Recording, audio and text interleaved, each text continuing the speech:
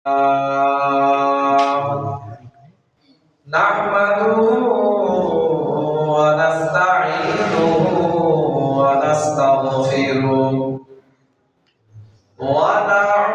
بالله تعالى من شرور أنفسنا ومن سيئات أعمالنا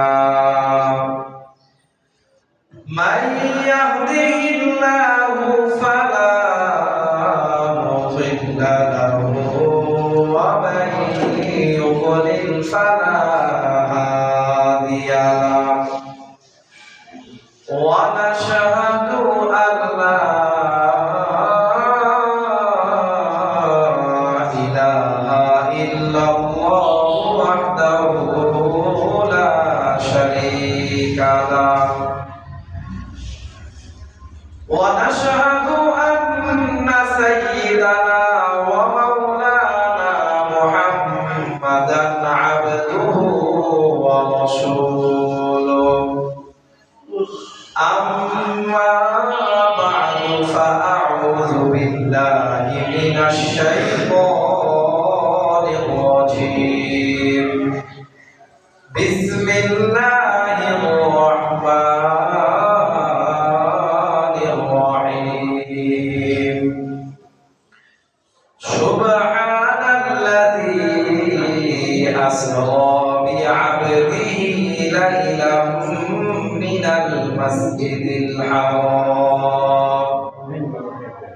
من المسجد الحرام إلى المسجد الأقصى الذي باركنا حوله لنريه من آياتنا إنه هو السميع البصير. وعن أنس بن مالك رضي الله عنه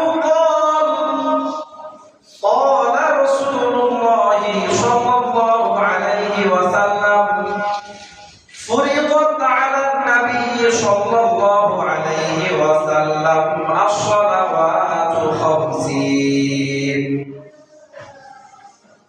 ثم نقصت حتى جعل 5 ثم نودي وقال يا محمد لا يبدل القول لدي إن لك ب50 أو كما قال عليه الصلاة والسلام.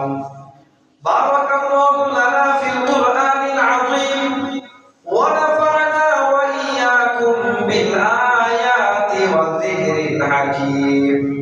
সবাই মুহাব্বতের সাথে পড়ি আল্লাহুম্মা সাল্লি আলা মুহাম্মাদিন ওয়া আলা আলি মুহাম্মাদ কামা সাল্লাইতা আলা ইব্রাহিম ওয়া আলা আলি ইব্রাহিম ইন্নাকা হামিদুম মাজিদ. মাগুন সুসতি নামাজে পাঞ্জেগানা মাগুন সুসতি নামাজে পাঞ্জেগানা ফাওয়াইলুল লিল মুসাল্লিন আল্লাযীনা বালাগাল উলা বিকামালিহি কাশাফাত দুজা বিজামালিহি হাসুনাত জামিউ খিসালিহি সাল্লু আলাইহি ওয়া আলিহি. जन्नत में मकान बनाते हैं नमाजी जन्नत में मकान बनाते हैं नमाजी मस्जिद में बड़े शौक से आते नमाजी बगल उला बिकमाली कशफत তুজা বিজামালিহি হাসুনাত জামিউ খিসালিহি সাল্লু আলাইহি ওয়া আলিহি লা ইলাহা ইল্লাল্লাহ লা ইলাহা ইল্লাল্লাহ লা ইলাহা ইল্লাল্লাহ লা ইলাহা ইল্লাল্লাহ লা ইলাহা ইল্লাল্লাহ মুহাম্মাদুর রাসূলুল্লাহ। অত্র এলাকার সম্মানিত মুসল্লিয়ানে কেরাম, শ্রদ্ধেয় মুরব্বিয়ানে ইলম, আমার প্রাণ প্রিয় তরুণ এবং যুবক ভাইরা, পর্দার আড়ালের মা এবং বোনেরা এবং সর্বস্তরের তাওহীদি জনতা, সমস্ত প্রশংসা ওই রব্বুল আলামিনের জন্য যে রব্বুল আলামিন আমাদেরকে সুস্থ শরীরে জুমার নামাজ আদায় করার লক্ষ্যে আগে আগে আসার তৌফিক দান করেছেন। তাই সে রব্বে কারীমের প্রতি কৃতজ্ঞতা আদায়ের লক্ষ্যে হৃদয়ের গহীন থেকে সুউচ্চ কণ্ঠে রবের শেখানো ভাষা অনুযায়ী সবাই পড়ি আলহামদুলিল্লাহ। দরুদ ও সালাম বর্ষিত হোক তার প্রিয় হাবিব জনাব মুহাম্মদুর রাসূলুল্লাহ সাল্লাল্লাহু আলাইহি ওয়া আলিহি ওয়া সাল্লামের প্রতি এবং তার সমস্ত পরিবার পরিবর্গ এবং সমস্ত সহচর বৃন্দের প্রতি। সম্মানিত হাজির, আল্লাহ রাব্বুল ইজ্জত ওয়াল জালাল মানব জাতির হেদায়েতের জন্য যুগে যুগে অসংখ্য নবী রাসূল প্রেরণ করেছেন। যুগে যুগে যত নবী রাসূল আল্লাহ রাব্বুল ইজ্জত ওয়াল জালাল মানব জাতির হেদায়েতের জন্য প্রেরণ করেছেন, তাদেরকে বিশেষ বিশেষ কিছু মুজিজা দান করেছেন। আল্লাহ রাব্বুল ইজ্জত ওয়াল জালাল হযরত মূসা কালিমুল্লাহ আলাইহিস সালাতু ওয়াস সালামকে মুজিজা হিসাবে একটি লাঠি দান করেছিলেন। হযরত মূসা কালিমুল্লাহ আলাইহিস সালাতু ওয়াস সালাম এই লাঠিকে সাপ রূপে রূপান্তর করতে পারতেন। আল্লাহ রাব্বুল ইজ্জত ওয়াল জালাল হযরত দাউদ আলাইহিস সালাতু ওয়াস সালামের হাতে মোমকে বিগলিত করতেন। আল্লাহ রাব্বুল ইজ্জত ওয়াল জালাল হযরত ঈসা রূহুল্লাহ আলাইহিস সালাতু ওয়াস সালামকে এই শক্তি দিয়েছিলেন। হযরত ঈসা রূহুল্লাহ আলাইহিস সালাতু ওয়াস সালাম আল্লাহর হুকুমে কোন মৃত মানুষের গায়ে স্পর্শ করবে আর হযরত ঈসা বলবেন কুম বিইذنিল্লাহ, আল্লাহর নির্দেশে তুমি দাঁড়িয়ে যাও, তখন মৃত মানুষ দাঁড়িয়ে যাবে। প্রিয় ভাইরা, আল্লাহ রাব্বুল ইজ্জত ওয়াল জালাল এভাবে অনেক নবীকে অনেক বিশেষ বিশেষ মুজিজা দান করেছিলেন। সর্বশ্রেষ্ঠ নবী, সর্বশেষ নবী, আমার নবী, আপনার নবী, কুল কায়নাতের নবী জনাব মুহাম্মদুর রাসূলুল্লাহ সাল্লাল্লাহু আলাইহি ওয়া সাল্লামকে আল্লাহ রাব্বুল ইজ্জত ওয়াল জালাল অসংখ্য মুজিজা দান করেছিলেন। যত মুজিজা দান করেছিলেন তার মাঝে সর্বশ্রেষ্ঠ মুজিজার নাম হলো আল কুরআন। বলেন কি? প্রিয় ভাইরা, আল কুরআন ছাড়াও নবী মুহাম্মদুর রাসূলুল্লাহকে রব্বে কারীম অসংখ্য মুজিজা দান করেছিলেন।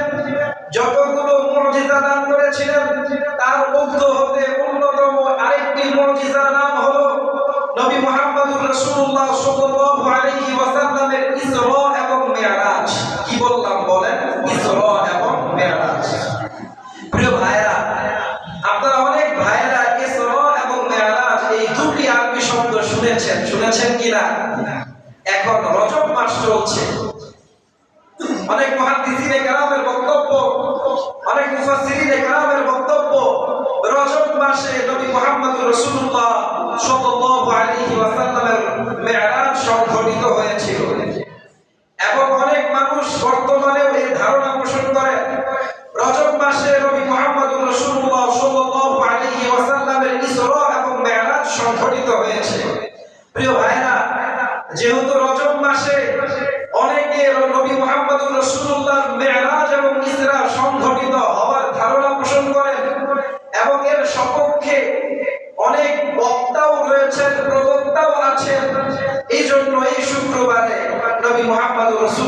ইসরা এবং মিরাজ নিয়ে আলোচনা করব। আল্লাহ রাব্বুল ইজ্জত ওয়াল জালাল আমাদের সবাইকে আমলের নিয়তে কথাগুলো শোনার তৌফিক দান করুন। সবাই পড়ুন আমিন। প্রিয় ভাইরা, সর্বপ্রথম আমাদের জানতে হবে ইসরা এবং মিরাজ কাকে বলে। ইসরা এবং মিরাজ উভয় শব্দই হলো আরবি শব্দ। ইসরা এই শব্দের শাব্দিক অর্থ হলো আস-সাইরু লাইলান, রাত্রিকালীন সময়ে ভ্রমণ করাকে ইসরা বলে। পারিভাষিক অর্থে ইসরা হলো আস-সাইরু লিন-নবী সাল্লাল্লাহু আলাইহি ওয়াসাল্লাম লাইলান মিনাল মসজিদিল হারামি ইলাল মসজিদিল আকসা, অর্থাৎ নবী মুহাম্মদুর রাসূলুল্লাহ সাল্লাল্লাহু আলাইহি ওয়াসাল্লাম খোদার পক্ষ থেকে পাঠানো বিশেষ এক বাহনের মাধ্যমে, যাকে বুরাক বলে অভিহিত করা হয়েছে, ওই বাহনের মাধ্যমে মসজিদে হারাম তথা মক্কা মুকাররমা থেকে মসজিদে আকসা পর্যন্ত ভ্রমণ করা। যেই মসজিদে আকসা ফিলিস্তিনে অবস্থিত, বলেন কোথায় অবস্থিত? ফিলিস্তিনে অবস্থিত। প্রিয় ভাইরা, মক্কা মুকাররমা থেকে ফিলিস্তিনে অবস্থিত মসজিদে আকসা পর্যন্ত নবী মুহাম্মদুর রাসূলুল্লাহ খোদার পক্ষ থেকে পাঠানো বিশেষ বাহন, যাকে বুরাক বলা হয়, সেই বুরাকের মাধ্যমে রাত্রিকালীন ভ্রমণকে কোরআনের পরিভাষায়, মুহাদ্দিসিনে কেরামের পরিভাষায় ইসরা বলা হয়। বলেন কি বলা হয়? ইসরা বলা হয়। কোরআনে একটি সূরা রয়েছে, সূরাতু বনী ইসরাঈল। সূরাতু বনী ইসরাঈলের প্রথম আয়াতে আল্লাহ রাব্বুল ইজ্জত ওয়াল জালাল ইসরা বিষয়ে আলোকপাত করেছেন। আল্লাহ রাব্বুল ইজ্জত ওয়াল জালাল কোরআনের সূরা বনী ইসরাঈলের প্রথম আয়াতে বলেন, সুবহানাল্লাযী আসরা বিআবদিহি লাইলাম মিনাল মাসজিদিল হারাম ইলাল মাসজিদিল আকসা। কোরআনের মধ্যে আল্লাহ রাব্বুল ইজ্জত ওয়াল জালাল বলেন, পবিত্র ওই সত্তা, যেই সত্তা আপন বান্দাকে রাতে মসজিদে হারাম থেকে নিয়ে মসজিদে আকসা পর্যন্ত ভ্রমণ করিয়েছে। আল্লাহ বলেন, তোমরা জানো নাকি মসজিদে আকসা কি? আল্লাহ বলেন, মসজিদে আকসা ওই মসজিদ আল্লাযী বারাকনা হাওলাহু, যেই মসজিদের চতুর্ময়কে আমি রব বরকতময় করেছি। চিৎকার করে বলেন সুবহানাল্লাহ। আল্লাহ কোরআনের মধ্যে বলছেন, আমি রব নবীকে রাতে মক্কা মুকাররমা থেকে মসজিদে আকসা পর্যন্ত ভ্রমণ করিয়েছি। কেন? কারণ হলো লিনুরিয়াহু মিন আয়াতিনা, আমি রব যেন আমার হাবিব মুহাম্মদুর রাসূলুল্লাহকে আমি রবের বহু নিদর্শন দেখাতে পারি। আচ্ছা বলেন, মক্কা মুকাররমা থেকে মসজিদ আকসা পর্যন্ত আমার নবী, আপনার নবী, কুল কায়নাতের নবীকে রব রাত্রিকালীন ভ্রমণ করিয়েছিলেন। কেন? কারণ রব নিজে কোরআনে বলছেন, কারণ হলো রব নবীকে রবের বহু বড় বড় নিদর্শন দেখাতে চান। প্রিয় ভাইরা, ইসরা হলো মক্কা মুকাররমা থেকে ফিলিস্তিনে অবস্থিত মসজিদ আকসা পর্যন্ত রাত্রিকালীন বিশেষ বাহনের মাধ্যমে ভ্রমণ। প্রিয় ভাইরা, জানার বিষয়, বোঝার বিষয়, যে ফিলিস্তিনে মসজিদ আকসা অবস্থিত, ওই ফিলিস্তিনের মানুষ সম্প্রতি সময়ে বর্তমানে নির্যাতিত, ঠিক কিনা? প্রিয় ভাইরা, তারা কিছুদিন আগে ঘোষণা দিয়েছে যে ইসরায়েলের সাথে আমাদের বিভিন্ন চুক্তির মাধ্যমে যুদ্ধ বিরতি ঘোষণা হয়েছে। তারা চুক্তিতে আবদ্ধ হয়েছেন যে ফিলিস্তিনের হামাস ইসরায়েলে আক্রমণ করবে না। ইসরায়েলও এই চুক্তিতে আবদ্ধ হয়েছে, ইসরায়েলও হামাসের উপর, ফিলিস্তিনের উপর, গাজার উপর কোনো আক্রমণ করবে না। অথচ দুঃখের সাথে বলতে হয়, চুক্তির কয়েকদিন পরেই নরপিটাস ফিলিস্তিন এর উপর, ফিলিস্তিনের উপর, হামাসের উপর, আমার মুসলমান মা বোনদের উপর ইসরায়েল আবার আক্রমণ করেছে। সবাই বলেন নাউজুবিল্লাহ। প্রিয় ভাইরা, যে ফিলিস্তিনের ভূমিতে মসজিদ আকসা অবস্থিত, ওই ফিলিস্তিনের ভূমি বরকতময় কিনা বলেন? শুধু ওই ফিলিস্তিন ভূমি বরকতময় তা নয়, বরং ওই ফিলিস্তিন ভূমির আশেপাশে যা আছে কোরআনে আল্লাহ বলছেন সব বরকতময়। প্রিয় ভাইরা, এমন বরকতময় ভূমির উপর, এমন বরকতময় ভূমিতে বসবাসকারী মানুষের উপর নির্যাতন, এটা কোনোভাবে সহ্য করা যায়? প্রিয় ভাইরা, আমি যা বলছিলাম, ইসরা হলো মক্কা মুকাররমা থেকে নিয়ে মসজিদ আকসা পর্যন্ত বিশেষ বাহনের মাধ্যমে নবী মুহাম্মদুর রাসূলুল্লাহ রাত্রিকালীন ভ্রমণ। এই ইসরা এটি কোরআনের আয়াতের মাধ্যমে প্রমাণিত। এজন্য কোনো ব্যক্তি যদি ইসরাকে অস্বীকার করে তাহলে তার ঈমান থাকবে না, কারণ কোরআনের আয়াতের মাধ্যমে যে জিনিস সুস্পষ্টভাবে প্রমাণিত, কেউ যদি ওই বিষয়টাকে অস্বীকার করে তাহলে সে আর ঈমানদার থাকতে পারে না। এজন্য কোন মুসলমান নবী মুহাম্মদুর রাসূলুল্লাহর ইসরাকে অস্বীকার করতে পারে না। নবী মুহাম্মদুর রাসূলুল্লাহ বিশেষ রাতে বিশেষ বাহনের মাধ্যমে মসজিদে হারাম থেকে মসজিদ আকসা পর্যন্ত ভ্রমণ করেছেন, কোন মুসলমান এই বিষয়কে অস্বীকার করতে পারে না। প্রিয় ভাইরা, এখন আমরা জানবো মেরাজ কাকে বলে। মেরাজ হলো মসজিদে আকসা থেকে নিয়ে উপরের ভ্রমণকে মেরাজ বলে।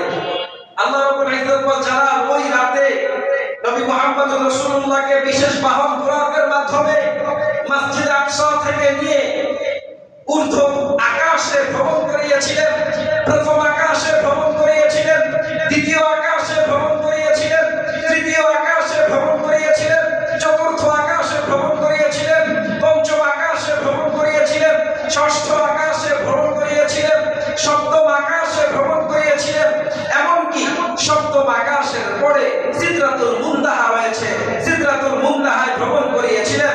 এমনকি সিদরাতুল মুনতাহার পরে আরো অনেক কিছু আছে, সেখানেও নবী মুহাম্মদুর রাসূলুল্লাহকে বিশেষ বাহনের মাধ্যমে ভ্রমণ করিয়েছিলেন। সবাই চিৎকার করে বলেন সুবহানাল্লাহ। প্রিয় ভাইরা, সেখানে নবী মুহাম্মদুর রাসূলুল্লাহর আপন রবের সাথে সাক্ষাৎ হয়েছিল, দর্শন হয়েছিল। ওই রাতে রব নবী মুহাম্মদুর রাসূলুল্লাহ সাল্লাল্লাহু আলাইহি ওয়াসাল্লামকে হাদিয়া স্বরূপ নামাজ প্রদান করেছিলেন। সবাই চিৎকার করে বলেন সুবহানাল্লাহ। প্রিয় ভাইরা, মসজিদে আকসা থেকে নিয়ে উপরের ভ্রমণকে মেরাজ বলা হয়। কি বলা হয় বলেন? মেরাজ। মেরাজ আরবি শব্দ যা উরুজুন থেকে নির্গত। উরুজুন অর্থ হলো উপরে ভ্রমণ করা, মেরাজ অর্থ হলো ভ্রমণ করার একটি মাধ্যম। ভ্রমণ করার মাধ্যম সিঁড়িও হতে পারে, ভ্রমণ করার মাধ্যম লিফটও হতে পারে, ভ্রমণ করার মাধ্যম কোনো বাহন জন্তু হতে পারে, ভ্রমণ করার মাধ্যম বুরাকও হতে পারে। আরবিতে সিঁড়িকে মেরাজ বলা হয়, লিফটকেও মেরাজ বলা হয়। প্রিয় ভাইরা, নবী মুহাম্মদুর রাসূলুল্লাহ সাল্লাল্লাহু আলাইহি ওয়াসাল্লাম মেরাজ করেছেন। নবী মুহাম্মদুর রাসূলুল্লাহর মেরাজ পরিষ্কারভাবে কোরআনের আয়াতের মাধ্যমে প্রমাণিত না, তবে হাদিসে মুতাওয়াতিরের মাধ্যমে প্রমাণিত, বুখারী শরীফের হাদিসের মাধ্যমে প্রমাণিত। হাদিসে মুতাওয়াতির ওই হাদিসকে বলা হয় যে হাদিসের বর্ণনাকারীর সংখ্যা এত বেশি, বর্ণনাকারী অধিক বেশি হওয়ার কারণে ওই হাদিসকে অস্বীকার করার মতো কোনো ব্যক্তি পাওয়া যায় না। প্রিয় ভাইরা, হাদিসে মুতাওয়াতির এমন হাদিসকে বলে যে হাদিসকে এত অধিক সংখ্যক মানুষ বর্ণনা করেছেন যাদের সবার মিথ্যার উপরে একমত হওয়াকে কেউ বিশ্বাস করতে পারে না। নবী মুহাম্মদুর রাসূলুল্লাহর মেরাজকে একাধিক হাদিসের মাধ্যমে মুহাদ্দিসিনে কেরাম প্রমাণ করেছেন। আমার গবেষণা মতে ইসরা এবং মেরাজের বিষয়ে 23 জন সাহাবী ইসরা এবং মেরাজের হাদিস বর্ণনা করেছেন। বলেন কতজন? 23 জন। এই 23 জন আমার গবেষণা মতে এর বেশিও থাকতে পারে। প্রিয় ভাইরা, যারা ইসরা এবং মেরাজের হাদিস বর্ণনা করেছেন, যে 23 জন সাহাবীর কথা আমি বললাম, এই 23 জন সাহাবীর মাঝে 7 জন সাহাবী এমন আছেন যে 7 জন সাহাবী যখন ইসরা এবং মেরাজ সংঘটিত হয়েছে তখন মক্কা নগরীতেই ছিলেন। সবাই বলেন সুবহানাল্লাহ।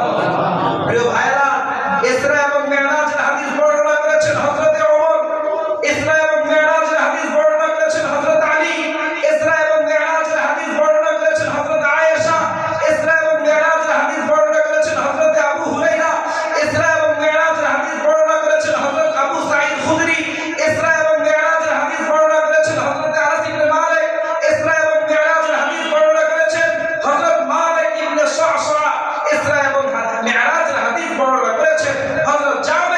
প্রিয় ভাইরা, ইসরা এবং মিরাজের হাদিস 30 জন সাহাবী বর্ণনা করেছেন। কোন সাহাবী এই হাদিস বর্ণনা করেছেন সংক্ষিপ্ত আকারে, কোন সাহাবী ইসরা এবং মিরাজের হাদিস বর্ণনা করেছেন লম্বা আকারে। কি আকারে? লম্বা আকারে। প্রিয় ভাইরা, আসুন সর্বপ্রথম আমরা ইসরা এবং মিরাজ সংক্রান্ত বুখারী শরীফে হযরত আনাস ইবনে মালিক থেকে যে হাদিস বর্ণিত, এই হাদিসটি শুনে আসি। আনাস ইবনে মালিক ওই হাদিস বর্ণনা করেছেন মালিক ইবনে সুআসআহ রাদিয়াল্লাহু আনহু। প্রিয় ভাইরা, ইসরা এবং মিরাজের হাদিস যা হযরত আনাস ইবনে মালিক বর্ণনা করেছেন, তিনি বর্ণনা করেছেন নবী মুহাম্মদুর রাসূলুল্লাহ সাল্লাল্লাহু আলাইহি ওয়াসাল্লামের জবান থেকে শুনে। নবী মুহাম্মদুর রাসূলুল্লাহ সাল্লাল্লাহু আলাইহি ওয়াসাল্লাম নিজে বলছেন, বাইনামা আনা ফি হাতম। নবী মুহাম্মদুর রাসূলুল্লাহ সাল্লাল্লাহু আলাইহি ওয়াসাল্লাম বলছেন, আমি নবী মুহাম্মদুর রাসূলুল্লাহ হাতিমে কাবার মধ্যে শোয়া ছিলাম। আপনারা যারা মক্কা নগরীতে গিয়েছেন আপনারা বলতে পারবেন মক্কায় হাতিমে কাবা নামক একটি অংশ আছে। নবী মুহাম্মদুর রাসূলুল্লাহ বলছেন, আমি নবী হাতিমে কাবার মাঝে শোয়া ছিলাম। ইয আতানি আতিন, হঠাৎ একজন আগমনকারী আমার কাছে আসলো। ওই আগমনকারীর নাম কি? ফাতহুল বারীর মধ্যে ইবনে হাজার আসকালানী রাহিমাহুল্লাহ লিখেছেন, ওই আগমনকারীর নাম হলো হযরত জিবরীল আলাইহিস সালাতু ওয়াস সালাম। চিৎকার করে বলেন সুবহানাল্লাহ। নবী বলেন, আমি হাতিমে কাবায় শোয়া ছিলাম, হঠাৎ আমার কাছে জিবরীল আমিন আসলেন। আসার পরে আমাকে জিবরীল আমিন বসালেন, আমি নবী বসলাম। এরপরে সাধ্য সদরি জিবরীল আমিন আমার বক্ষকে বিদীর্ণ করলো। ওই হাদিসের মাঝে আছে নবী মুহাম্মদুর রাসূলুল্লাহ দেখিয়েছেন, বিন বাইনা হাযা ইলা হাযা, এই স্থান থেকে নিয়ে এই স্থান পর্যন্ত, এই স্থান থেকে নিয়ে এই স্থানের ব্যাখ্যায় মুহাদ্দিসিনে কেরাম লিখেছেন গলা থেকে নিয়ে নাভি পর্যন্ত। কোন স্থান থেকে কোন স্থান পর্যন্ত? গলা থেকে নিয়ে নাভি পর্যন্ত। নবী মুহাম্মদ রাসূলুল্লাহ বলেন, জিবরীল আমিন আমার ওপেন হার্ট সার্জারি করেছে। ওই ওপেন হার্ট সার্জারির স্থান ছিল গলা থেকে নিয়ে নাভি পর্যন্ত। আমার বক্ষ বিদীর্ণ করলো। ফাস্তাখরাজা কলবি, নবী বলেন এরপরে জিবরীল আমিন আমার হৃৎপিণ্ড বের করলো। সুম্মা আতা বিকসতিন মিন যাহাবিন, এরপরে জিবরীল আমিন একটি স্বর্ণের পেয়ালা আনলো। বলেন কিসের পেয়ালা? স্বর্ণের পেয়ালা। নবী বলেন মামলুআতান বিল ঈমানি ওয়াল হিকমা, ওই স্বর্ণের পেয়ালাটা ঈমান এবং হিকমতের মাধ্যমে পরিপূর্ণ ছিল। স্বর্ণের পেয়ালা নবী বলেন আমার সামনে আনা হলো। ওই স্বর্ণের পেয়ালা ঈমান এবং হিকমতের মাধ্যমে পরিপূর্ণ ছিল। নবী মুহাম্মদুর রাসূলুল্লাহ বলেন, জিবরীল আমিন আমার হৃৎপিণ্ডটাকে ওই স্বর্ণের পেয়ালার মধ্যে রাখলেন। রাখার পরে ওই স্বর্ণের পেয়ালার মধ্যে জমজমের পানি নিলেন। বলেন কিসের পানি? জমজমের পানি। জিবরীল আমিনের ব্যাপারে নবী বলেন, গসালাহু বিমাই জমজমা, আমার হৃৎপিণ্ডটাকে জিবরীল আমিন জমজমের পানির মাধ্যমে ভালো করে ধৌত করলো। জমজমের পানির মাধ্যমে নবী মুহাম্মদ রাসূলুল্লাহ হৃৎপিণ্ডটাকে জিবরীল আমিন ভালোভাবে ধৌত করলেন। নবী মুহাম্মদ রাসূলুল্লাহ বলেন, সুম্মা উঈদা, এরপরে আবার আমার এই হৃৎপিণ্ডটাকে যেখানে ছিল সেখানে রাখা হলো। এরপরে আবার আমার যে অংশকে বিদীর্ণ করা হলো সে অংশকে আবার মিলিয়ে দেওয়া হলো। সবাই চিৎকার করে বলেন সুবহানাল্লাহ। প্রিয় ভাইরা, বলেন ওই যুগে বর্তমানে তো অনেক আধুনিক চিকিৎসা রয়েছে। কোন জায়গায় যদি কেটে যায় তাহলে সেই জায়গায় সিঁড়ি দেওয়া হয়, আঠা লাগানো হয়। অনেক প্রযুক্তি রয়েছে। তৎকালীন সময়ে এত প্রযুক্তি ছিল। জিবরীল আমিন নিজ হাতে সেলাই করলেন। কিভাবে সেলাই করলেন, কিভাবে মিলালেন? এটি জিবরিল আমিন ভালো বলতে পারবে। কোন হাদিসের মধ্যে কিভাবে মিলানো হলো এই বিষয়টি উল্লেখ করা নেই। তিনি কি মিলালেন নাকি কুদরতি ভাবে মিলে গেল, এটা কোন হাদিসের মাঝে বর্ণিত নেই। এজন্য আমরা ওই দিকে যাব না। প্রিয় ভাইরা, ওই হাদিসের মাঝে আছে নবী মুহাম্মদ রাসূলুল্লাহ নিজে বলেন, বুখারী শরীফের হাদিস, হযরত আনাস ইবনে মালিক থেকে বর্ণিত, নবী মুহাম্মদ রাসূলুল্লাহ বলেন, এরপরে আমাকে মক্কা মুকাররমা থেকে মসজিদ আকসা পর্যন্ত নিয়ে যাওয়া হলো। মসজিদ আকসায় যখন গেলাম, তখন আমার যে বাহন ছিল বুরাক, এই বুরাক বাহনটাকে মসজিদ আকসায় একটি পাথর আছে, ওই পাথরের সাথে সমস্ত আম্বিয়া আলাইহিস সালাতু ওয়াস সালাম তাদের বাহন জন্তুকে বাঁধতেন। ওই হাদিসের মাঝে আছে নবী মুহাম্মদ রাসূলুল্লাহ বলেন, জিবরিল আমিন আমার বাহনটাকে ওই পাথরের সাথে বাঁধলেন। ওই বাহনের নাম হলো বুরাক। বলেন কি? বুরাক।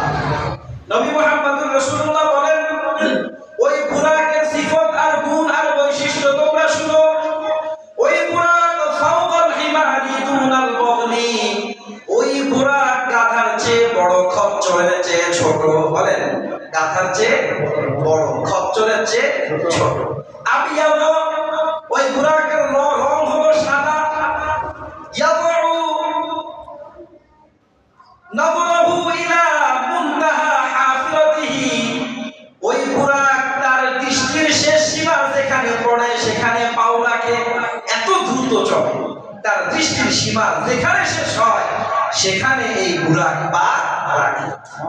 নবী মুহাম্মদ রাসূলুল্লাহ সাল্লাল্লাহু আলাইহি ওয়াসাল্লাম বলছেন, যখন আমি মসজিদ আকসায় গেলাম, তখন আমি দেখলাম সমস্ত আম্বিয়া আলাইহিস সালাতু ওয়াস সালাম উপস্থিত। সবাই বলেন সুবহানাল্লাহ। নবী মুহাম্মদ রাসূলুল্লাহ বলেন, আরযু আলাইয়াল মা ওয়াল লাবান ওয়াল খামর। যখন আমি মসজিদ আকসায় গেলাম, তখন জিবরিল আমিন আমার সামনে নাস্তা উপস্থাপন করলেন। নাস্তা তিন ধরনের। বলেন, কয় ধরনের? তিন ধরনের।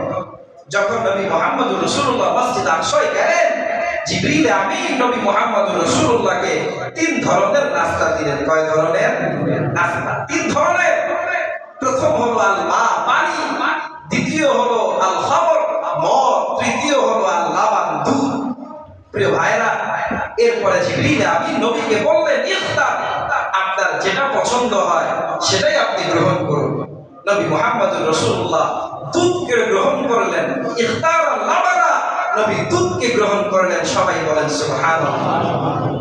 যখন নবী মুহাম্মদ রাসূলুল্লাহ দুধকে গ্রহণ করলেন, দুধকে পান করলেন, দুধ পান শেষ, তখন নবী মুহাম্মদ রাসূলুল্লাহ সাল্লাল্লাহু আলাইহি ওয়াসাল্লামকে জিবরিল আমিন বললেন, হে মুহাম্মদ, আপনি দুধ পান করে ভালো করেছেন। আসক্তা, আপনি দুধ পান করে সঠিক করেছেন। কারণ হলো, আপনি যদি পানি পান করতেন তাহলে পুরো বিশ্ব পানিতে ডুবে যেত, আপনিও ডুবে যেতেন, আপনার উম্মতও ডুবে যেত। গরিকতা ওয়া গরিকা উম্মাতুকা, আপনিও ডুবে যেতেন, আপনার পুরো উম্মত ডুবে যেত। নবী মুহাম্মদ রাসূলুল্লাহকে জিবরিল আমিন বলছেন, হে মুহাম্মদ, আপনি মদ পান না করে ভালো করেছেন। কারণ হলো, আপনি যদি মদ পান করতেন তাহলে আপনিও পথভ্রষ্ট হতেন। সবাইতা ওয়া কবিয়াত উম্মাতুকা, আপনিও পথভ্রষ্ট হতেন, আপনার পুরো উম্মত পথভ্রষ্ট হতো।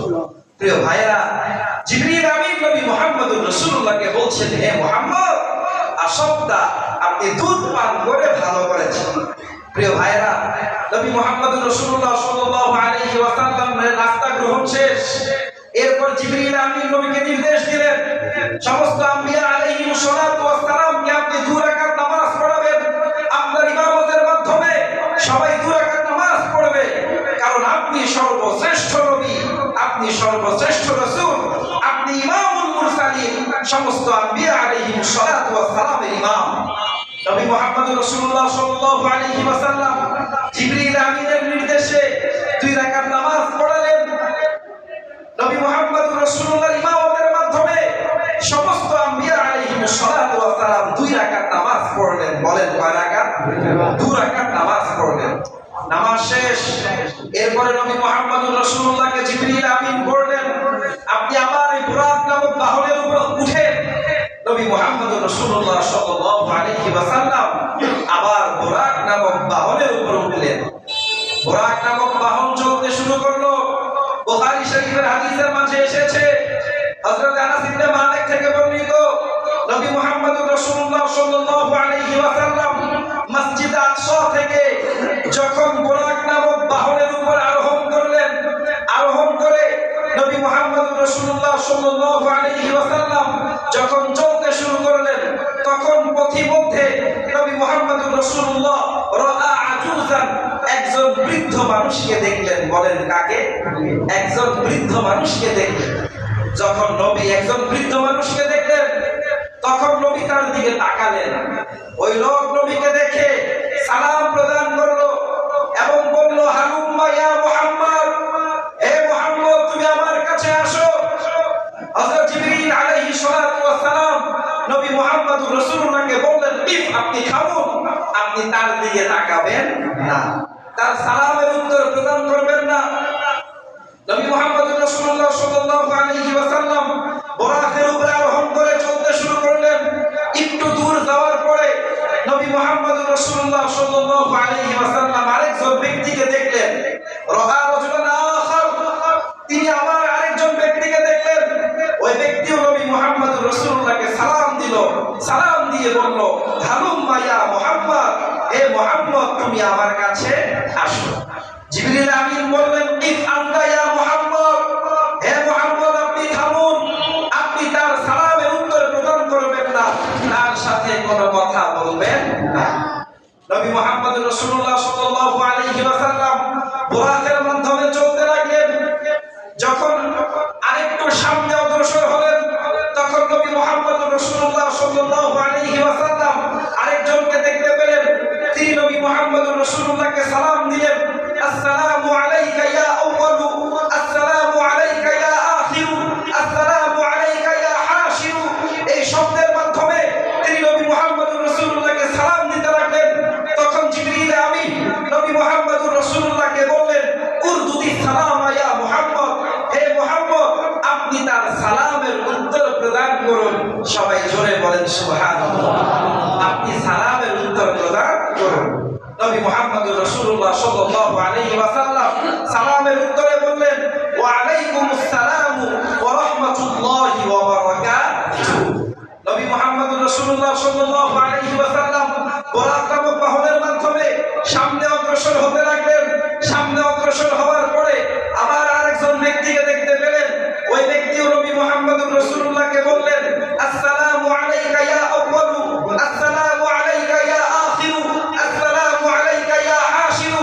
তখন নবী মুহাম্মদুর রাসূলুল্লাহকে জিবরিল আমিন বললেন, উরদুদি সালামা, হে মুহাম্মদ এই ব্যক্তির সালামের উত্তরও আপনি প্রদান করুন।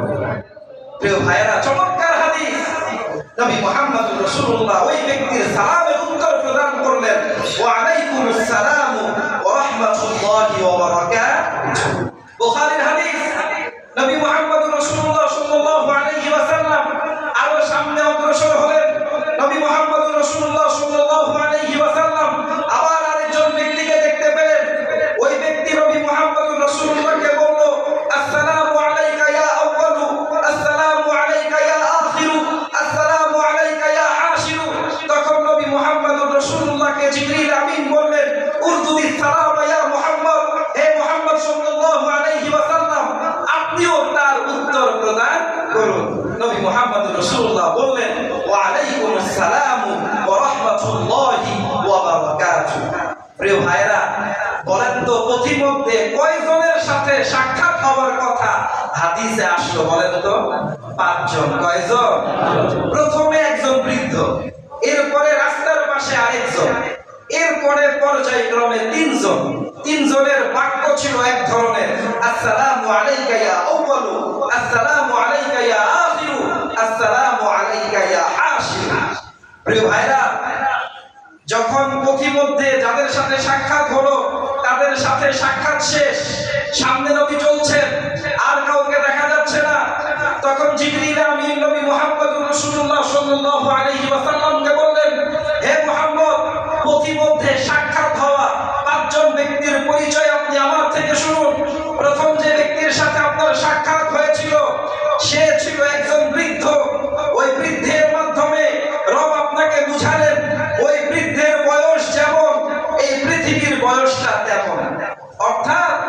নবীকে বোঝানো হলো বৃদ্ধের বয়স যেভাবে শেষ হয়ে গিয়েছে, কখন সে মারা যায় বলা যায় না, তদ্রূপ ভাবে এই পৃথিবীরও বয়স শেষ, এই পৃথিবী কখন ধ্বংস হয়ে যায়, কখন কিয়ামত এসে পড়ে সেটা বলা যায় না। ওই হাদিসের মাঝে এসেছে, বুখারীর হাদিস, বিশুদ্ধ হাদিস, ওই হাদিসে এসেছে উমরুহু কাউমরি দুনিয়া, তার জীবনের বয়স দুনিয়ার বয়সের মতো। অর্থাৎ বোঝানো হলো বৃদ্ধের জীবন যেভাবে শেষ, যে কোনো সময় সে মারা যেতে পারে, এই দুনিয়ার সময়ও শেষ, যে কোনো সময় কিয়ামত এসে যেতে পারে। প্রিয় ভাইরা, জিবরিল আমিন বলছেন, হে মুহাম্মদ আপনি শুনুন, দ্বিতীয়তে যে ব্যক্তির সাথে আপনার সাক্ষাৎ হয়েছিল, ইন্নাহু ইবলিস, সে হলো শয়তান, ইউরিদু আন ইয়ামিলা ইলাইহি, ইউরিদু আন তামিলা ইলাইহি, সে চায় আপনাকে তার দিকে আকৃষ্ট করবে। ইউরিদু আন তামিলা ইলাইহি, সে চায় সে আপনাকে তার দিকে আকৃষ্ট করবে, আপনাকে ধোঁকা দিবে। ইবলিস আপনাকে ধোঁকা দিতে চায়। এজন্য আমি বলেছি আপনি তার দিকে তাকাবেন না, আপনি সামনে অগ্রসর হন। জিবরিল আমিন নবী মুহাম্মদ রাসূলুল্লাহকে বলছেন, হে মুহাম্মদ, এরপরে পর্যায়ক্রমে যে তিনজন মানুষকে দেখেছিলেন, প্রথম জন হলেন ইব্রাহিম আলাইহিস সালাতু ওয়াস সালাম, দ্বিতীয় জন হলেন নবী মুসা আলাইহিস সালাতু ওয়াস সালাম, তৃতীয় জন হলেন নবী ঈসা আলাইহিস সালাতু ওয়াস সালাম। সবাই জোরে বলেন সুবহানাল্লাহ। প্রিয় ভাইরা, প্রথম জনকে নবী ইব্রাহিম, দ্বিতীয় জনকে নবী মুসা, তৃতীয় জনকে নবী ঈসা। প্রিয় ভাইরা, এরপরে নবী মুহাম্মদুর রাসূলুল্লাহ সাল্লাল্লাহু আলাইহি ওয়াসাল্লাম বুরাকের মাধ্যমে সামনে অগ্রসর হতে লাগলেন। অগ্রসর হতে হতে হতে হতে নবী মুহাম্মদুর রাসূলুল্লাহ প্রথম আকাশে চলে গেলেন। ফালাম্মা আতা ইলা সামাইল উলা, নবী মুহাম্মদুর রাসূলুল্লাহ সাল্লাল্লাহু আলাইহি ওয়াসাল্লাম যখন প্রথম আকাশে চলে গেলেন, তখন নবী মুহাম্মদুর রাসূলুল্লাহ সাল্লাল্লাহু আলাইহি ওয়াসাল্লামের সাথে হযরত জিবরিল আমিন ছিলেন। হযরত জিবরিল আমিন প্রথম আকাশের দরজাকে নক করতে শুরু করলেন। ইস্তাফতাহা, তিনি বলতে লাগলেন দরজা খুলুন। যখন তিনি নক করতে লাগলেন, ভিতর থেকে বলা হলো মান আনতা, তুমি কে? তখন জিবরিল আমিন বললেন আনা জিবরিলু, আমি জিবরিল। তখন তাকে জিজ্ঞাসা করা হলো ওয়ামান মাআকা, তোমার সাথে কে আছে? তখন নবী মুহাম্মদুর রাসূলুল্লাহ সাল্লাল্লাহু আলাইহি ওয়াসাল্লামের নাম বলা হলো। জিবরিল আমিন বললেন মাই মুহাম্মদ, আমার সাথে মুহাম্মদ সাল্লাল্লাহু আলাইহি ওয়াসাল্লাম আছে।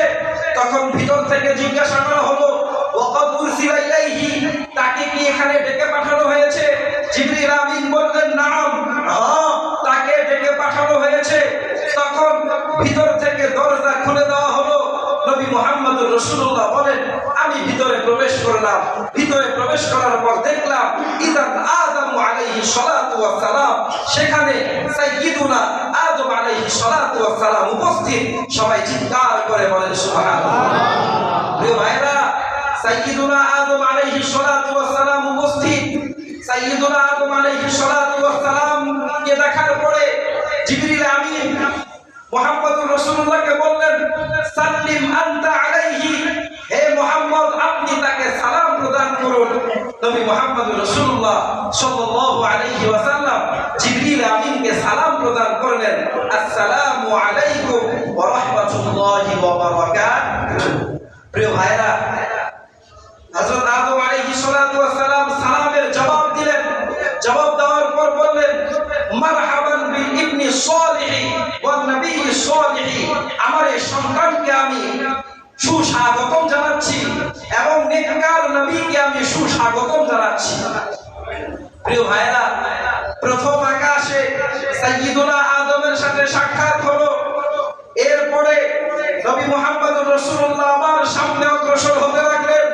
দ্বিতীয় আকাশে গেলেন। দ্বিতীয় আকাশে যাওয়ার পরে জিবরিল আমিন ইস্তাফতাহা, দরজা খুলতে বললেন। ভিতর থেকে জিজ্ঞাসা করা হলো মান আনতা, তুমি কে? উত্তরে জিবরিল আমিন বললেন আনা জিবরিল, আমি জিবরাইল। জিজ্ঞাসা করা হলো ওয়ামান মাআকা, তোমার সাথে কে আছে?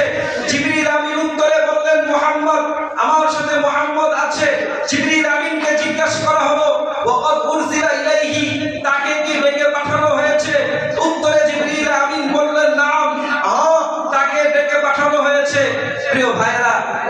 পরে দ্বিতীয় আকাশের দরজা খুলে গেল। দরজা খোলার পরে নবী মুহাম্মদুর রাসূলুল্লাহ ভিতরে প্রবেশ করলেন। ভিতরে প্রবেশ করার পরে নবী মুহাম্মদুর রাসূলুল্লাহ দেখলেন ইদান ঈসা ওয়া ইয়াহইয়া আলাইহিমা সালাতু ওয়াস সালাম। তৃতীয় আকাশে হযরত ঈসা এবং হযরত ইয়াহইয়া আলাইহিমুস সালাতু ওয়াস সালাম উপস্থিত। সবাই বলেন সুবহানাল্লাহ। হযরত ঈসা এবং হযরত ইয়াহইয়া উপস্থিত। নবী মুহাম্মদুর রাসূলুল্লাহ তাদেরকে সালাম দিলেন। তারাও নবী মুহাম্মদুর রাসূলুল্লাহকে স্বাগতম জানালেন। সেখান থেকে তারা বিদায় গ্রহণ করে সামনে অগ্রসর হতে লাগলেন। তৃতীয় আকাশে যখন পৌঁছলেন জিবরিল আমিন ইস্তাফতাহা, আবার দরজা খুলতে বললেন। আবার ভিতর থেকে জিজ্ঞেস করা হলো আপনি কে? বলা হলো আমি জিবরাইল। আপনার সাথে কে আছে? বলা হলো মুহাম্মদ। আবার ভিতর থেকে জিজ্ঞেস করা হলো তাকে কি ডেকে পাঠানো হয়েছে? উত্তরে বলা হলো হ্যাঁ, তাকে ডেকে পাঠানো হয়েছে। আবার তৃতীয় আকাশের দরজা খুলে গেল। প্রিয় ভাইরা, নবী মুহাম্মদুর রাসূলুল্লাহ সাল্লাল্লাহু আলাইহি ওয়াসাল্লাম ভিতরে প্রবেশ করলেন। ভিতরে প্রবেশ করার পর তিনি দেখলেন ইদান ইউসুফ আলাইহিস সালাতু ওয়াস সালাম। তৃতীয় আকাশে হযরত ইউসুফ আলাইহিস সালাতু ওয়াস সালাম উপস্থিত। সবাই জোরে বলেন সুবহানাল্লাহ। প্রিয় ভাইরা, হযরত ইউসুফকে নবী মুহাম্মদুর রাসূলুল্লাহ সালাম দিলেন। তিনি সালামের উত্তর দিয়ে হযরত ইউসুফ আলাইহিস সালাতু ওয়াস সালাম নবী মুহাম্মদুর রাসূলুল্লাহকে সুস্বাগতম জানালেন। তৃতীয় আকাশ থেকে বিদায় নিয়ে নবী মুহাম্মদুর রাসূলুল্লাহ সাল্লাল্লাহু আলাইহি ওয়াসাল্লাম আবার সামনে চলতে শুরু করলেন। যখন চতুর্থ আকাশে নবী মুহাম্মদুর রাসূলুল্লাহ পৌঁছলেন, জিবরিল আমিন বললেন ইস্তাফতাহা, দরজা খুলো। তখন ভিতর থেকে জিজ্ঞেস করা হলো তুমি কে? জিবরিল আমিন বললেন আমি জিবরিল। জিজ্ঞেস করা হলো তোমার সাথে কে আছে? তিনি বললেন মুহাম্মদ। আবার জিজ্ঞেস করা হলো তাকে কি ডেকে পাঠানো হয়েছে? তিনি বললেন হ্যাঁ, তাকে ডেকে পাঠানো হয়েছে। দরজা খুলে গেল। নবী মুহাম্মদুর রাসূলুল্লাহ চতুর্থ আকাশে প্রবেশ করলেন। আকাশে প্রবেশ করার পর দেখলেন ইদান ইদ্রিস আলাইহিস সালাতু ওয়াস সালাম। চতুর্থ আকাশে হযরত ইদ্রিস আলাইহিস সালাতু ওয়াস সালাম রয়েছেন। সবাই চিৎকার করে বলেন সুবহানাল্লাহ। প্রিয় ভাইরা, হযরত ইদ্রিসের সাথে সাক্ষাৎ হলো। নবী মুহাম্মদুর রাসূলুল্লাহ সাল্লাল্লাহু আলাইহি ওয়াসাল্লাম তাকে সালাম দিলেন। হযরত ইদ্রিস সালামের উত্তর গ্রহণ করে তাকে সুস্বাগতম জানালেন। তারা দুজন চতুর্থ আকাশ থেকে বিদায় গ্রহণ করে সামনে অগ্রসর হতে লাগলেন।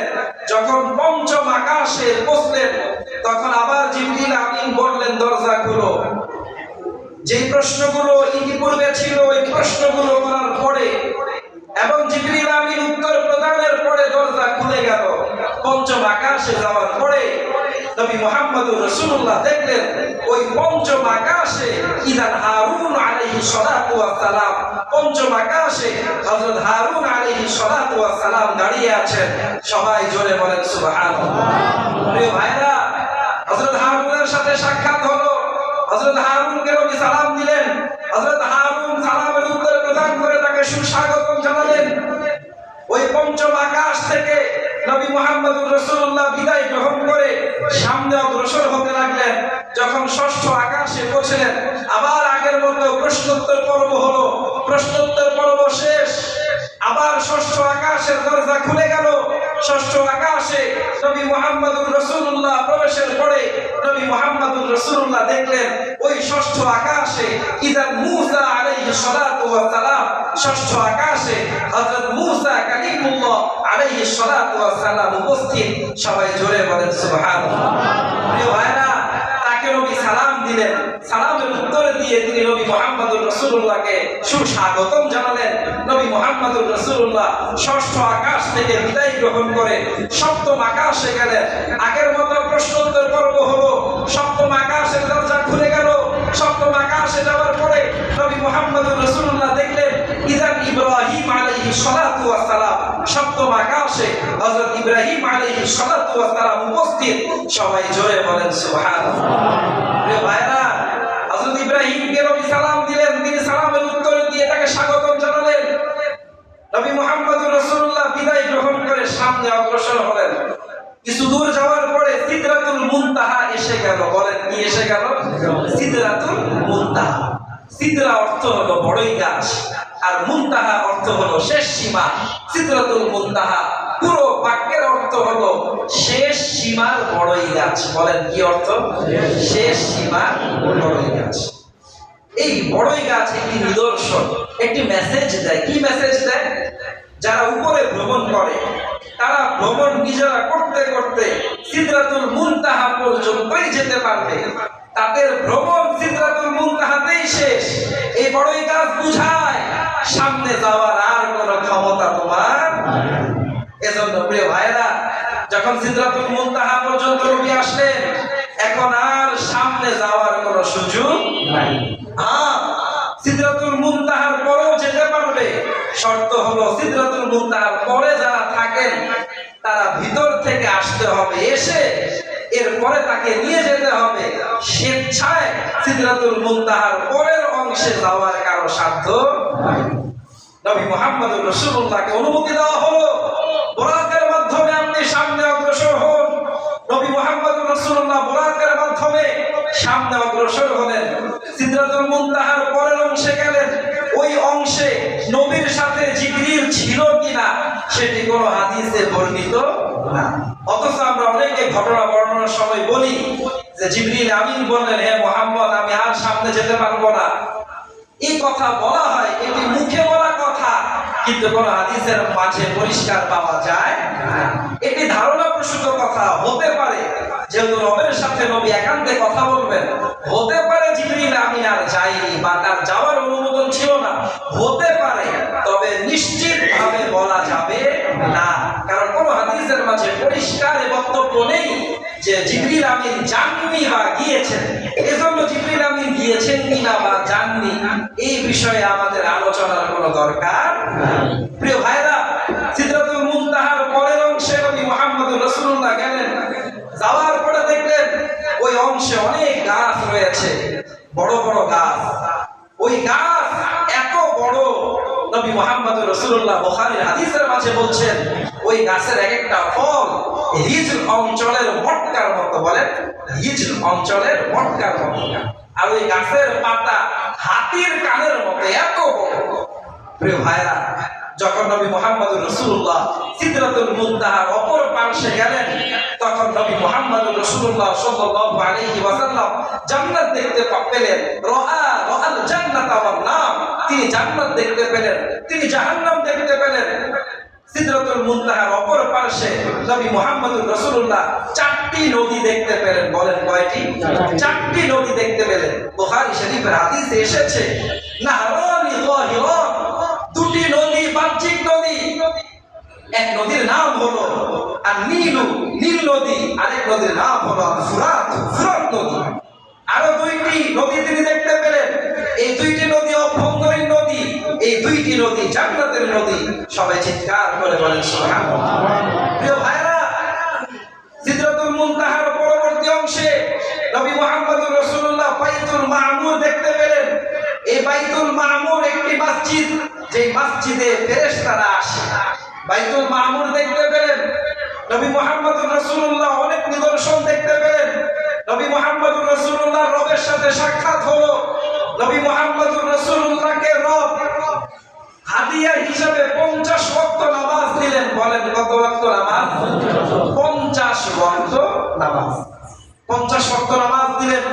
নবী মুহাম্মদুর রাসূলুল্লাহ হাদিয়া হিসেবে 50 ওয়াক্ত নামাজকে গ্রহণ করে আবার তিনি ফিরে আসতে লাগলেন। পথিমধ্যে হযরত মূসা আলাইহিস সালাতু ওয়াস সালামের সাথে নবী মুহাম্মদুর রাসূলুল্লাহর সাক্ষাৎ। যখন নবী মুহাম্মদুর রাসূলুল্লাহ হযরত মূসা কালিমুল্লাহর সাথে সাক্ষাৎ, মূসা কালিমুল্লাহ বললেন আপনি থামেন, রব আপনাকে কি দিয়েছেন? নবী মুহাম্মদুর রাসূলুল্লাহ মূসা কালিমুল্লাহকে বললেন রব আমাকে 50 ওয়াক্ত নামাজ দিয়েছেন। বলেন কত ওয়াক্ত? 50 ওয়াক্ত। হযরত মূসা কালিমুল্লাহ বলছেন ইয়া মুহাম্মদ, হে মুহাম্মদ, লা তাতিকু উম্মাতুকা, আপনার উম্মতটা পালন করতে পারবে না। কারণ হলো কজ্জাবনা উম্মতি, আমি আমার উম্মতকে পরীক্ষা করেছিলাম, আমার পূর্ব অভিজ্ঞতা আছে।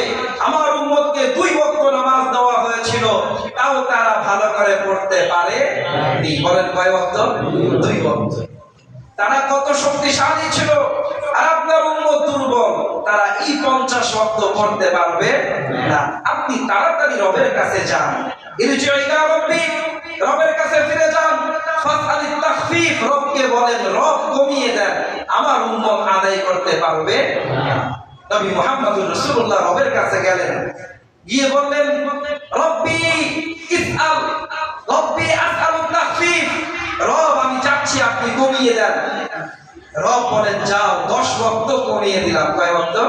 10 ওয়াক্ত। নবী মুহাম্মদুর রাসূলুল্লাহ আবার ফিরে এলেন। পথিমধ্যে নবী মুসার সাথে সাক্ষাৎ। নবী মুসা বলে কয় ওয়াক্ত কমানো হয়েছে? নবী মুহাম্মদুর রাসূলুল্লাহ বলেন 10 ওয়াক্ত। নবী মুসা বলেন না, তোমার উম্মত পারবে না, আবার যাও। নবী মুহাম্মদুর রাসূলুল্লাহ আবার গেলেন, রব আবার 10 ওয়াক্ত কমালেন, আবার ফিরলেন। নবী মুসা বলেন পারবে না, আবার যাও। নবী আবার গেলেন, আবার 10 কমানো হলো, আবার আসলেন, বললেন পারবে না, আবার যাও। আবার গেলেন, আবার 10 কমানো হলো, পরিশেষে 10 থাকলো। বলেন কত? 10। প্রথমবার 10 কমালো 40, দ্বিতীয়বার আবার 10 কমালো 30, তৃতীয়বার আবার 10 কমালো 20, তৃতীয়বার আবার 10 কমালো কত? 10। 4 বারে কত কমলো? 40। এখন আছে কত? 10। নবী মুসা বলেন পারবে না, আবার যাও। নবী মুহাম্মদুর রাসূলুল্লাহ রবের কাছে আবার গেলেন। আবার যাওয়ার পরে রব 5 কমালেন। কত কমালেন? 5। 5 কমালে কত থাকে? 5।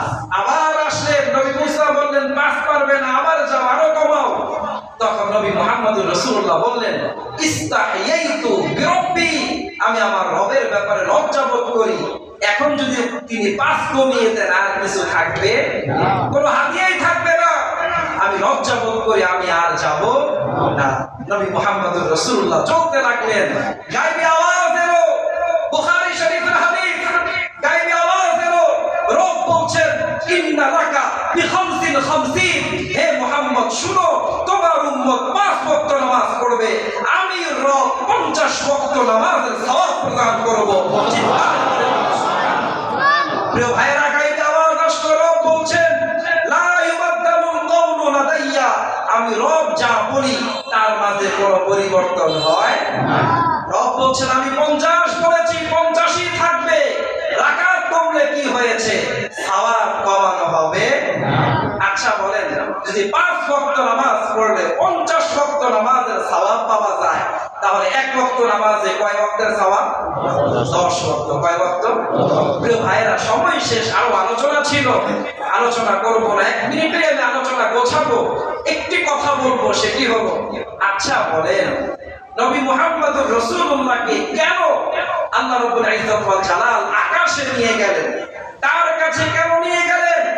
এর 3টি কারণ মুহাদ্দিসিনে কেরাম উল্লেখ করেছেন। কয়টি কারণ বলেন? 3টি কারণ। প্রথম কারণ হলো নবী মুহাম্মদুর রাসূলুল্লাহ ইসলামের জন্য অনেক কষ্ট স্বীকার করেছেন। নবী মুহাম্মদুর রাসূলুল্লাহ সাল্লাল্লাহু আলাইহি ওয়াসাল্লামের মাতাও নেই, নবী মুহাম্মদুর রাসূলুল্লাহর পিতাও নেই, নবী মুহাম্মদুর রাসূলুল্লাহর দাদাও নেই, নবী মুহাম্মদুর রাসূলুল্লাহর চাচাও নেই। নবী মুহাম্মদুর রাসূলুল্লাহ তায়েফে তিনি জখম হয়েছেন, কত ইসলামের জন্য কষ্ট স্বীকার করেছেন। রব বলেন বান্দা, রব বলেন মুহাম্মদ, ইসলামের জন্য আমার জন্য কত কষ্ট সহ্য করেছো, আমি রব তোমাকে স্পেশাল পুরস্কার দিব। তুমি আসো আমার কাছে, তুমি আমার সাথে সাক্ষাৎ করো, তোমার জন্য আমার পক্ষ থেকে স্পেশাল পুরস্কার আছে। রব নবী মুহাম্মদুর রাসূলুল্লাহকে সান্ত্বনা প্রদানের জন্য রব নবী মুহাম্মদুর রাসূলুল্লাহ সাল্লাল্লাহু আলাইহি ওয়াসাল্লামকে 50 ওয়াক্ত নামাজ হাদিয়া স্বরূপ দিলেন। বলেন কত ওয়াক্ত? এই 50 ওয়াক্ত নামাজ থেকে 5 ওয়াক্ত, এই 5 ওয়াক্ত নামাজ নবী মুহাম্মদুর রাসূলুল্লাহর অন্তরের প্রশান্তির মাধ্যম ছিল। এজন্য তিরমিজি শরীফের হাদিসে এসেছে, নবী মুহাম্মদুর রাসূলুল্লাহ বলেছেন জুইলাত কুররাতু আইনি ফিস সালাহ, আমার অন্তরের প্রশান্তি অর্জন হয় নামাজের মধ্যে। চিৎকার করে বলেন সুবহানাল্লাহ। কিসের মধ্যে বলেন? নামাজের মধ্যে। রব নবীকে নামাজ দিয়েছেন অন্তরের প্রশান্তির জন্য। প্রিয় ভাইয়েরা, যে রব অন্তরের প্রশান্তির জন্য নামাজ দিয়েছেন, ওই নামাজ পড়লে অন্তরে প্রশান্তি পাওয়া যাবে কিনা বলেন? আচ্ছা বলেন, এই বিষয়ে কারো সন্দেহ আছে? সন্দেহ থাকতে পারে? আপনি পেরেশান, আপনার বিপদ, আপনি কেন পেরেশান অবস্থায় নেশা পানি গ্রহণ করবেন? কেন আপনি পেরেশানিকে দূর করার জন্য গান বাদ্য শুনবেন? আপনার পেরেশানি দূর করার জন্য আপনি নামাজে অংশগ্রহণ করুন, আপনি নামাজ পড়ুন, আপনি মসজিদে আসুন। আপনার দিলকে ঠান্ডা করবেন কে? জোরে বলেন কে? প্রিয় ভাইরা, দ্বিতীয় কারণ মুহাদ্দিসিনে কেরাম উল্লেখ করেছেন, মুফাসসিরিনে কেরাম উল্লেখ করেছেন। তাফসীরে কুরতুবীর মধ্যে ইমাম কুরতুবী আলাইহির রাহমাহ দ্বিতীয় কারণ উল্লেখ করেছেন, নামাজের ফজিলত বুঝানো। রব বান্দাকে বুঝাচ্ছেন, বান্দা শুনো, সব হুকুম নাযিল হয় জমিনে, নামাজ এত গুরুত্বপূর্ণ, এই নামাজের হুকুমকে আমি রব নাযিল করেছি আকাশে। চিৎকার করে বলেন সুবহানাল্লাহ। এত গুরুত্বপূর্ণ নামাজ, রোজার হুকুম নাযিল হয়েছে জমিনে, যাকাতের হুকুম নাযিল হয়েছে জমিনে, কুরবানির হুকুম নাযিল হয়েছে জমিনে, কিন্তু নামাজের হুকুম নাযিল হয়েছে কোথায়? জোরে বলেন কোথায়? এরপরেও প্রিয় ভাইরা, যদি নামাজ না পড়ি, এরপরেও যদি নামাজের সময়ে ফজরের ওয়াক্তে ঘুমিয়ে থাকি, প্রিয় ভাইরা, আমার মতো কপাল পোড়া মুসলমান আর হতে পারে না। তৃতীয় কারণ মুহাদ্দিসিনে কেরাম লিখেছেন, ইমাম কুরতুবী তাফসীর কুরতুবীর মধ্যে তৃতীয় কারণ লিখেছেন, সেটা হলো যে সব হুকুম নাযিল হয়েছে জিবরিল আমিনের মাধ্যমে। বলেন কার মাধ্যমে? জিবরিল আমিনের মাধ্যমে। কিন্তু নামাজ এত গুরুত্বপূর্ণ, এই নামাজের হুকুম নাযিল হয়েছে সরাসরি রবের মাধ্যমে, সরাসরি নামাজ প্রদান করা হয়েছে নবী মুহাম্মদুর রাসূলুল্লাহকে দিয়েছেন কে? আল্লাহ। আচ্ছা বলেন, যত হুকুম, সব হুকুম জিবরিল আমিনের মাধ্যমে নবীর কাছে এসেছে না? কিন্তু নামাজ এবং হুকুম যা নবীকে দেওয়া হয়েছে সরাসরি দিয়েছেন কে? আল্লাহ। আচ্ছা বলেন, নামাজের গুরুত্ব কম নাকি বেশি? বেশি। এজন্য নামাজ পড়ার দরকার আছে কিনা? নিয়ত করি ইনশাআল্লাহ এই নামাজ আমরা ছাড়বো না। আল্লাহ রাব্বুল ইজ্জত ওয়াল জালাল যা বলা হলো তার উপর আমাদেরকে আমল করার তৌফিক দান করুন। প্রিয় ভাইরা, আমরা একটা মিনিট সময়